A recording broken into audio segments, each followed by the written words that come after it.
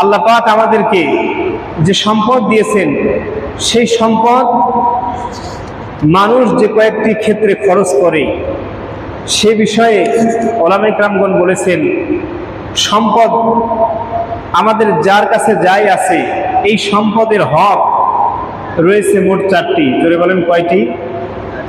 সম্পদের হক আছে কয়টি? 4টি।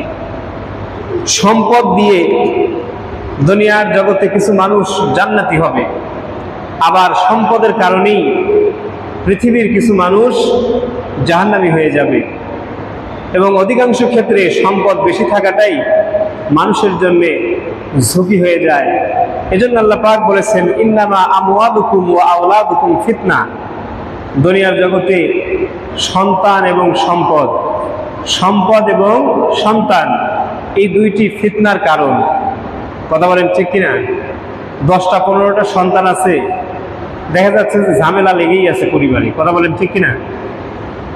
আবার সম্পদ বেশি, দুশ্চিন্তা বেশি, ফিতনা বেশি, ঝামেলা বেশি। কথা বলেন ঠিক কিনা?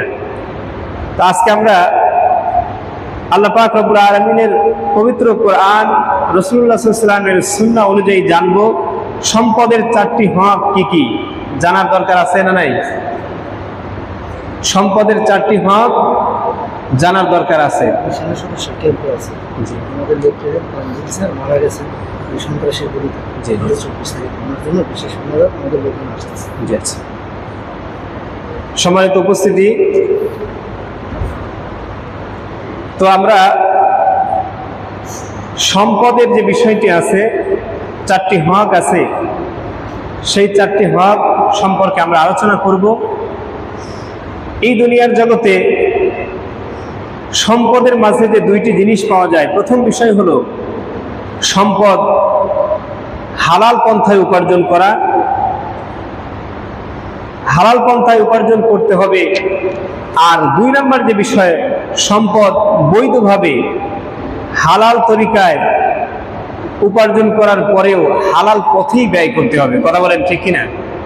অন্যায়মূলক কোনো কাজে সম্পদ খরচ করা যাবে না। সম্মানিত হাজিরিন, যেহেতু সম্পদের বিষয় নিয়ে কথা, যে 4টি হক আল্লাহ পাক রব্বুল আলামিন বান্দার জন্য দিয়েছেন, 1 নাম্বার হক যেটা, সেটা হলো অবশ্যকীয় খরচ করা। এই দুনিয়ার জগতে সম্পদ সকলের কাছেই কম অথবা বেশি কিছু না কিছু আছেই। 1 নাম্বার বিষয় হলো অবশ্যকীয় খরচ করা। যেমন সম্পদের যে ফরজ বিষয়গুলি আছে, যাকাত আদায় করা। সম্পদের মধ্য থেকে যারা নিসাবের অধিকারী, নিসাব পরিমাণ সম্পদের মালিক, তাদেরকে কি করতে হবে? সম্পদের মধ্য থেকে যাকাত আদায় করতে হবে। যাকাত আদায় করা কি? নিসাব পরিমাণ মালের অধিকারী ব্যক্তির জন্য যাকাত আদায় করা হলো ফরজ। 2 নম্বর যে বিষয়টি আছে, ফিতরা আদায় করা, কুরবানি করা, হজ করা, মান্নত, কাফারা, পিতামাতার উপার্জন না থাকলে তাদের জন্য খরচ করা, পরিবারের জন্য খরচ করা, সন্তান সন্ততি লালন পালনের জন্য খরচ করা, কন্যা সন্তানকে বিয়ে দেওয়ার জন্য খরচ করা, বিয়ের আগ পর্যন্ত তার পিছনে খরচ করা। এরপরে বলা হয়েছে যে স্ত্রীর ভরণ পোষণ, এগুলো খরচ করা, এগুলো প্রত্যেকটাই আল্লাহ পাক রব্বুল আলামিনের বিধানের মধ্যে পড়ে। যদি কোনো ব্যক্তি এই সকল ক্ষেত্রে সম্পদ খরচ না করে, তাহলে সে ব্যক্তি কি হবে? গুনাহগার হবে। জোরে বলেন কি হবে? গুনাহগার। আপনি আপনার পরিবারের জন্য যে সম্পদ খরচ করেন, রাসূলুল্লাহ সাল্লাল্লাহু আলাইহি ওয়াসাল্লামের ভাষ্য অনুযায়ী কোনো ব্যক্তি যদি তার পরিবারের পিছনে অপচয় না করে, মধ্যম পন্থা অবলম্বন করে যদি সম্পদ খরচ করে, আল্লাহ পাক রব্বুল আলামিন তার এই খরচটাকেও সদকা অর্থাৎ দানের সমতুল্য সওয়াব তার আমলনামায় দান করেন। জোরে বলেন সুবহানাল্লাহ।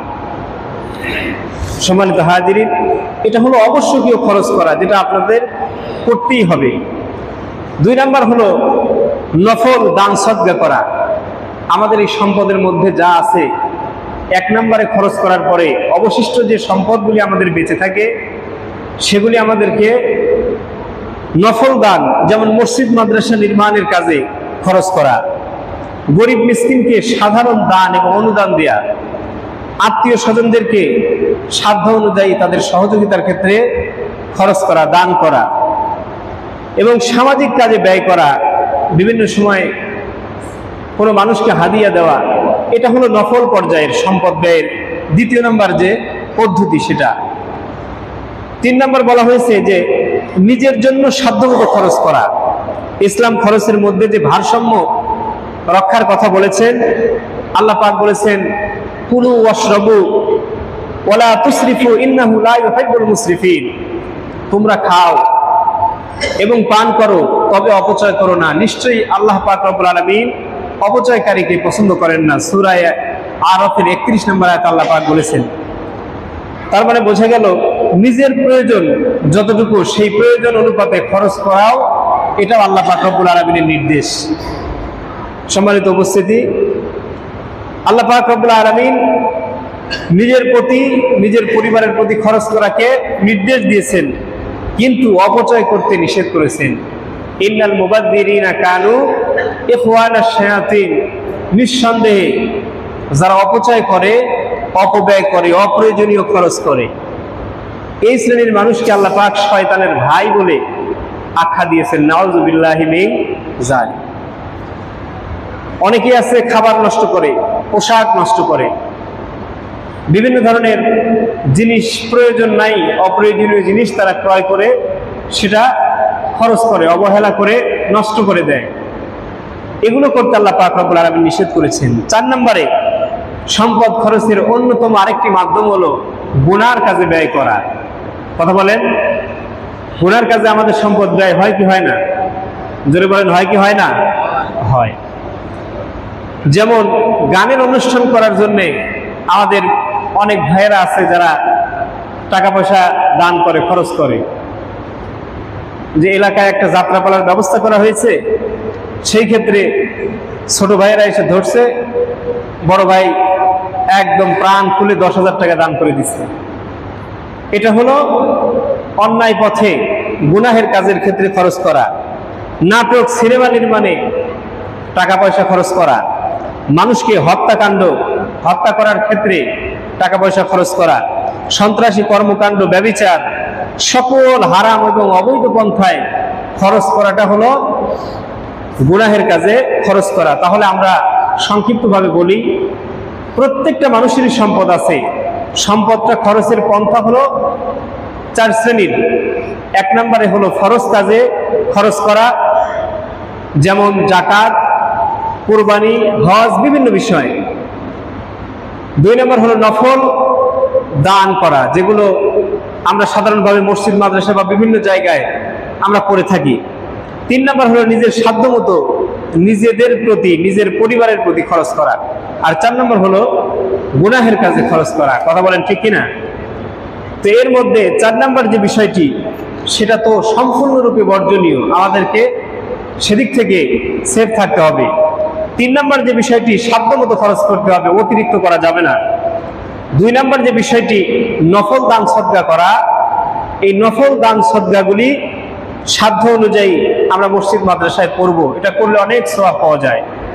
আর 1 নম্বর যে বিষয়টি, সেটা হলো আমাদেরকে করতেই হবে, না করলে আমাদের গুনাহ হবে।